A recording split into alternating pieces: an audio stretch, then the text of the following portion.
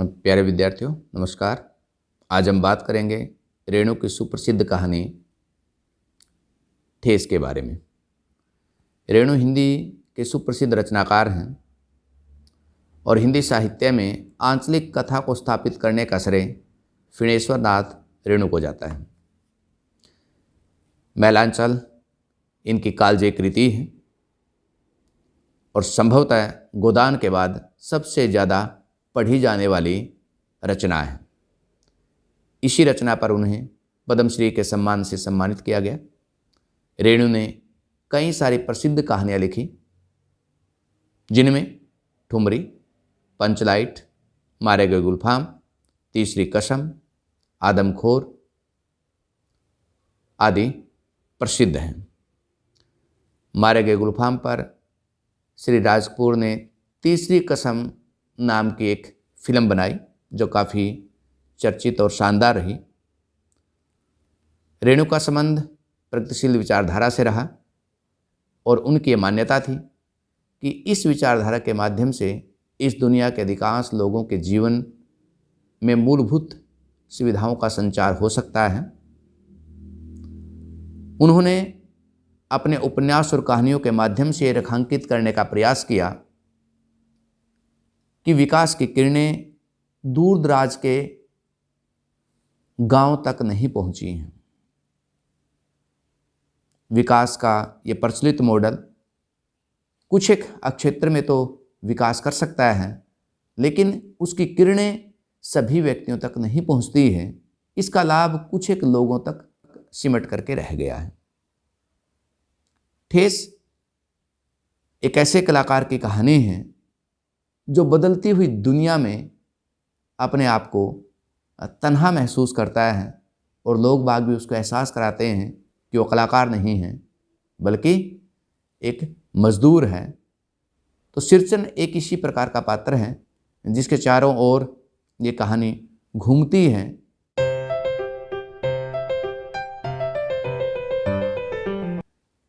तो शुरू करते हैं ठेस कहानी का पाठवाचन।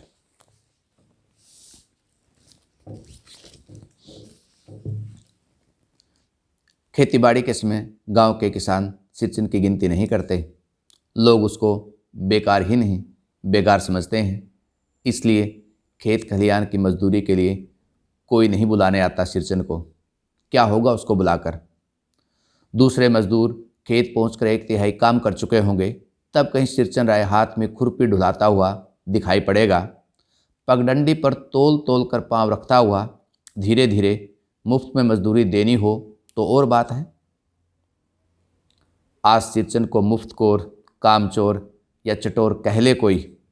एक समय था जबकि उसके मड़ैया के पास बड़े बड़े बाबू लोगों की सवारियां बंधी रहती थी। उसे लोग पूछते ही नहीं थे, उसकी खुशामद भी करते थे। अरे सिरचन भाई, अब तो तुम्हारे हाथ में यह कारीगरी रह गई है सारे इलाके में। एक दिन भी समय निकाल कर चलो। कल बड़े भैया की चिट्ठी आई है शहर से, सिरचन से एक जोड़ा चिक बनवा कर भेज दो। मुझे याद है मेरी माँ जब कभी सिरचन को बुलाने के लिए कहती, मैं पहले ही पूछ लेता, भोग क्या क्या लगेगा? माँ हंसकर कहती, जा जा, बेचारा मेरे काम में पूजा भोग की बात नहीं उठाता कभी।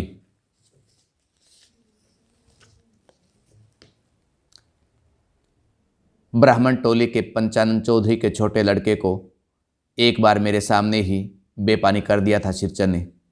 तुम्हारी भाभी नाखून से काटकर तरकारी परोसती है और इमली का रस डालकर कढ़ी तो हम कहार और कुम्हारों की घरवाली बनाती है, तुम्हारी भाभी ने कहाँ से बनाई? इसलिए सिरचन को बुलाने से पहले मैं माँ को पूछ लेता। सिरचन को देखते माँ हुलस कर कहती, आओ सिरचन, आज नैनो मत रही थी तो तुम्हारी याद आई। घी की डांडी के साथ चूड़ा तुमको बहुत पसंद है ना? और बड़ी बेटी ने ससुराल से संवाद भेजा है, उसकी नन रूठी हुई है मोती की शीतल पार्टी के लिए। सिरचन अपनी पनियारी जीभ को संभाल कर हंसता, घी की सौंधी सुगंध सूंघकर ही आ रहा हूँ काकी, नहीं तो इस शादी ब्याह के मौसम में दम मारने की भी छुट्टी कहाँ मिलती है।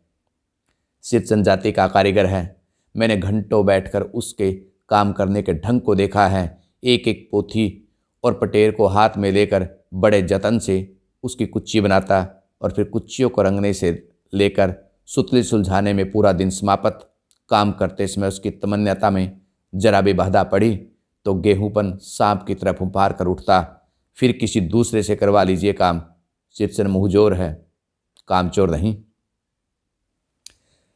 बिना मजदूरी के पेट भर भात पर काम करने वाला कारीगर, दूध में कोई मिठाई न मिले तो कोई बात नहीं, किंतु बात में जरा भी झाल वह नहीं बर्दाश्त कर सकता। शिवचन को लोग चटोर भी समझते हैं। तली भगारी हुई तरकारी, दही की कढ़ी, मलाई वाला दूध, इन सब का प्रबंध पहले कर लो, तब शिवचन को बुलाओ, दुम हिलाता हुआ हाजिर हो जाएगा। खाने पीने में चिकनाई की कमी हुई कि काम की सारी चिकनाई खत्म, काम अधूरा रख कर खड़ा होगा। आज तो अब अध कपाली दर से माथा टंटना रहा है, थोड़ा सा रह गया है, किसी दिन आकर पूरा कर दूंगा। और किसी दिन माने कभी नहीं। बोथी घास और पटेर की रंगीन शीतल पाटी, बांस की तिल्लियों की झिलमिलाती चिक, सतरंगे डोरे में मोड़े, भूसी चुन्नी रखने के लिए मूंछ की रस्सी के बड़े बड़े जाले, अलवाहों के लिए ताल के सूखे पत्तों की छतरी टोपी और इसी तरह बहुत सारे काम जिन्हें शिवचन के सिवाय गांव में कोई और नहीं कर सकता। ये दूसरी बात है, अब गांव में ऐसे कामों को बेकाम का काम समझते हैं लोग। बेकाम का काम जिसकी मजदूरी में अनाज या पैसे देने की ज़रूरत नहीं, पेट भर खिला दो, काम पूरा होने पर एक आध पुराना धुराना कपड़ा देकर विदा करो, वह कुछ भी नहीं बोलेगा, कुछ भी नहीं बोलेगा। ऐसी बात नहीं। शिवचन को बुलाने वाले जानते हैं शिवचन बात करने में भी कारगर है। महाजन टोले के भज्जू महाजन की बेटी शिवचन की बात सुनकर तिल मिला उठी थी। मैं माँ से जाकर कहती हूँ, इतनी बड़ी बात? बड़ी बात ही है बिटिया, बड़े लोगों के बस बात ही बड़ी होती है। नहीं तो दो दो पटेर की पार्टियों का काम सिर्फ खिसारी का सत्तू खिलाकर कोई करवा ले भला, यह तुम्हारी माँ ही करवा सकती है बबनी। शिवचन ने मुस्कुराकर जवाब दिया था। उस बार मेरी छोटी बहन की विदाई होने वाली थी। पहली बार ससुराल जा रही थी मानू। मानू के दूल्हे ने पहले बड़ी भाभी को खत लिखकर चेतावनी दी थी, मानू के साथ मिठाई की पतीली ना आए कोई बात नहीं, 3 जोड़ी फैशनेबल चिक और पटेर की 2 शीतल पार्टियों के बिना आएगी मानू तो? भाभी ने हंसकर कहा, बैरंग वापस। इसलिए 1 सप्ताह पहले से शिवचन को बुलाकर काम पर तैनात करवा दिया था माँ ने। देख शिवचन, इस बार नई धोती दूंगी, असली मोहर छाप वाली धोती। मन लगाकर ऐसा काम करो कि देखने वाले देखते ही रह जाएं। पान जैसी पतली छुरी से बांस की तिल्ली और कमानियों को चिकनाता हुआ शिवचन अपने काम में लग गया। रंगीन सुतलियों में झब्बे डालकर वह चिक बुनने बैठा। 1.5 हाथ की बिनाई देखकर ही लोग समझ गए कि इस बार एकदम नए फैशन की चीज़ बन रही है जो पहले कभी नहीं बनी। मंजली भाभी से नहीं रहागा, पर्दे की आड़ से बोली, पहले ऐसा जानती कि मोहर छाप वाली धोती देने में ही अच्छी चीज़ बनती है तो भैया को खबर कर देती। काम में व्यस्त शिवचन के कानों में बात पड़ गई। बोला, मोहर छाप वाली धोती के साथ रेशमी कुर्ता देने पर भी ऐसी चीज़ नहीं बनती बहुरिया। मानू दीदी काकी की सबसे छोटी बेटी है। मानू दीदी का दूल्हा अफसर आदमी है। मंजली भाभी का मुंह लटक गया। मेरी चाची से फुसफुसाकर कहा, किससे बात करती है बहू? मोहर छाप वाली धोती नहीं, मूंगिया लड्डू। बेटी की विदाई के समय रोज़ मिठाई जो खाने को मिलती है, देखती है ना। दूसरे दिन चिक की पहली पांति में 7 तारे जगमगा उठे। 7 रंग के 7 भैया तारा। शिवचन जब काम में मगन रहता है तो उसकी जीभ जरा बाहर निकल जाती है। होठ पर अपने काम में मगन शिवचन को खाने पीने की सुध नहीं रहती। चिक में सुतली के फंदे डालकर उसने पास पड़े सूप पर निगाह डाली। चिवड़ा और गुड़ का सूखा ढेला। मैंने लक्ष्य किया, शिवचन की नाक के पास 2 रेखाएं उभर आई। मैं दौड़कर माँ के पास गया। माँ, आज सिरचन को कलेवा किसने दिया है? सिर्फ चिवड़ा और गुड़? माँ रसोई घर के अंदर पकवान आदि बनाने में व्यस्त थी। बोली, मैं अकेली कहाँ कहाँ क्या क्या देखूं? अरे मंजली, सिरचन को बूंदिया क्यों नहीं दी? बूंदिया मैं नहीं खाता काकी। सिरचन के मुंह से चिवड़ा भरा हुआ था। गुड़ का ढेला सूप में एक किनारे पर पड़ा रहा, अछूता। माँ की बोली सुनते ही मंजली भाभी की बोहें तन गई। मुट्ठी भर बूंदिया सूप में फेंक कर चली गई।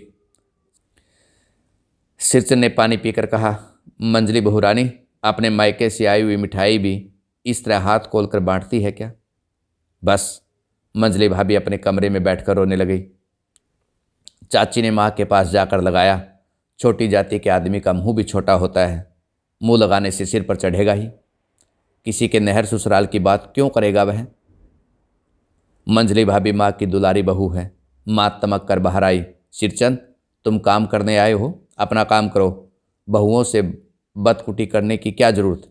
जिस चीज़ की जरूरत हो मुझसे कहो। सिरचन का मुंह लाल हो गया।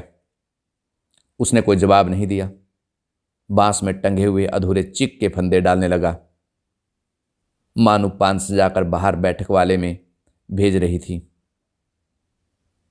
चुपके से पान का एक बीड़ा सिरचन को देती हुई बोली, इधर उधर देखकर, सिरचन दादा, काम काज का घर, 5 तरह के लोग 5 किस्म की बातें करेंगे, तुम किसी की बात पर कान मत दो। सिरचन ने मुस्कुराकर पान का बीड़ा मुंह में ले लिया। चाची अपने कमरे से निकल रही थी। सिरचन को पान आते देखकर अवाक रह गई।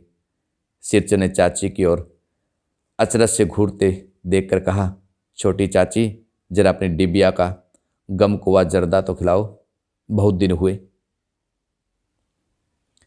चाची कई कारणों से झली बुनी रहती थी सिरचन से। गुस्सा उतारने का ऐसा मौका फिर नहीं मिल सकता। झंझनाती हुई बोली, मस्करी करता है? तुम्हारी बड़ी हुई जीभ में आग लगे। घर में पान और गम कुआ जर्दा खाते हो, चटोर कहीं के। मेरा कलेजा धड़क उठा। यत्परो नास्ती। बस। सिरचन की उंगलियों में सुतली के फंदे पड़ गए। मानो कुछ देर तक चुपचाप बैठा पान को मुंह में घुमाता रहा, फिर अचानक उठकर पिछवाड़े पीक थूक दिया। अपनी छुरी, हंसिया वगैरह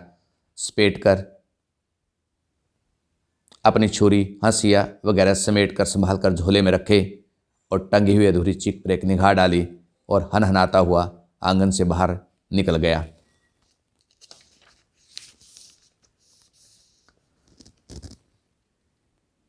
चाची बड़बड़ाती, अरे बाप रे बाप, इतनी तेजी! कोई मुफ्त में तो काम नहीं करता। 8 रुपए में मोहर छाप वाली धोती आती है। इस मुँह जो से कि न मुँह में लगाम है न आँख में सील। पैसा खर्च करने पर सैकड़ों चिके मिलेंगी।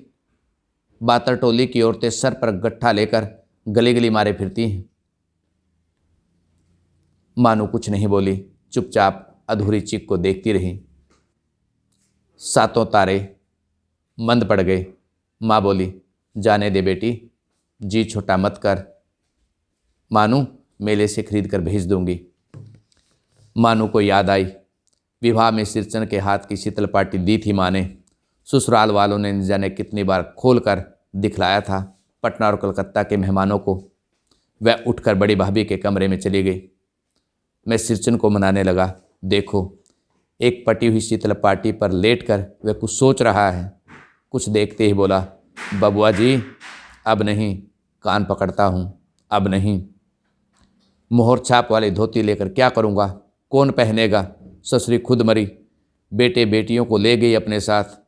बबुआ जी, मेरी घरवाली जिंदा रहती तो मेरी ऐसी दुर्दशा नहीं होती।